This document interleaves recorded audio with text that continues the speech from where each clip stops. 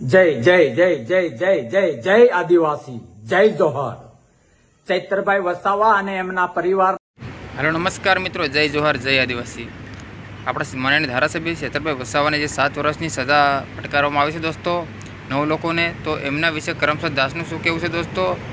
કરમસદ દાસનું કહેવું છે કે ભાજપનો ષડયંત્રથી ચૈતરભાઈ વસાવાને જૂનો કેસ કાઢીને એમને ફસાવવામાં આવ્યા છે દોસ્તો, એવું કેવું છે. તો તમે કરમસદ દાસનો તમે વિડીયો જોઈ શકો છો.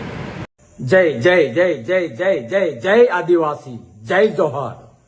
ચૈતરભાઈ વસાવા અને એમના પરિવારને બિનરાજકીય રીતે વ્યક્તિગત સમર્થન કરું છું અને બીજેપીએ પોતાના સ્વાર્થ માટે લોકશાહીની ગરિમા ધારાસભ્યને જે રીતે પાડવાનો પ્રયત્ન કર્યો છે એ સમગ્ર પ્રક્રિયાનું ખંડન કરું છું, વિરોધ કરું છું.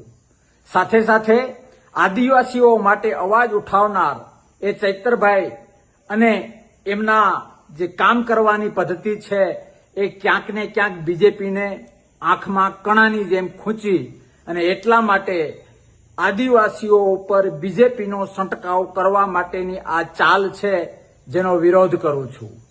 સાથે સાથે આમ આદમી પાર્ટીને પણ મારે કહેવું છે અને આમ આદમી પાર્ટીના સત્ય ને વરેલા જો કોઈ કાર્યકર્તા અને નેતા હોય તો એમને પણ કહેવું છે કે તમારી પાર્ટીના કહેવાતા વકીલ નેતાઓ જે વકીલ છું એવું કહીને ખેડૂત અને આમ લોકોમાં રોફ જમાવવા જાય છે.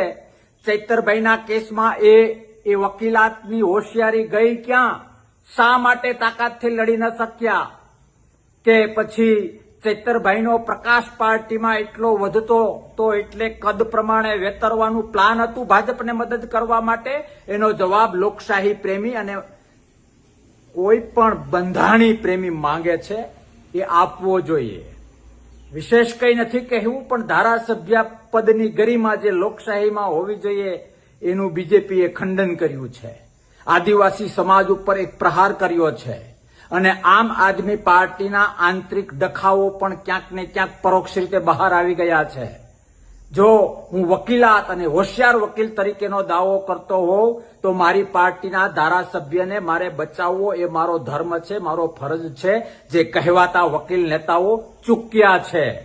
હું ચેતવું છું એવા દરેક આમ આદમી પાર્ટીના લોકશાહી પ્રેમી જો કોઈ ત્યાં બચ્યું હોય તો કે પોતાના ચહેરાની ચમકમાં ચૈતરભાઈ વસાવા જેવા લોકોને પણ રાજકારણનો ભોગ બનીને જેલ હવાલે કરવામાં જો કોઈ પાછું ન પડતું હોય તો કાલ સવારે તમારા જ નેતાઓ તમારા પર શું કરશે એ વિચારવા જેવું છે, મંથન કરવા જેવું છે. ખેર, એ વાતોમાં નથી પડવું, પણ લોકશાહીના સિપાહી તરીકે ધારાસભ્ય પદની ગરિમા સમજું છું અને ફરીથી કહું છું કે ચૈતરભાઈ વસાવા અને એના પરિવાર સાથે વ્યક્તિગત બિન રાજકીય ખુલ્લું સમર્થન છે. શક્ય જે કંઈ હશે એ કરવા તૈયાર છું. જય આદિવાસી, જય જોહાર. તો દર્શક મિત્રો, ચૈતરભાઈ વસાવાને જેલમાં તો પૂરવામાં આવ્યા છે દોસ્તો, એમના વિશે જિજ્ઞેશ મેવાણીનું શું કહેવું છે દોસ્તો? હવે ચૈતરભાઈ વસાવા જેલની બહાર આવશે કે નહીં આવે દોસ્તો? તો આ જિજ્ઞેશભાઈ મેવાણીનો તમે વિડીયો જોઈ શકો છો લાઈવ. ચૈતર વસાવાની સામે અચાનક ગુનો સાબિત થઈ ગયો અને 7 વર્ષની સજા કરવામાં આવી. ગજબ કહેવાય નહીં? આખું ગુજરાત અને દેશ ભારતીય જનતા પાર્ટીના કાળા કામ અને ધંધાને જોઈ રહ્યું છે.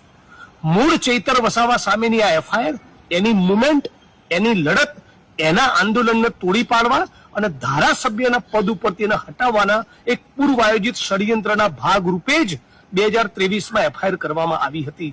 એટલે હું આને ન્યાયતંત્રનું સન્માન કરીએ છીએ, પણ આ ચુકાદા સાથે બિલકુલ સહમત નથી અને ભારતીય જનતા પાર્ટીનું આજે જેને કહેવાય નીચ કક્ષાનું જે ચરિત્ર બની ગયું છે કે આખું વિપક્ષ ગમે તે કરીને ખતમ કરો.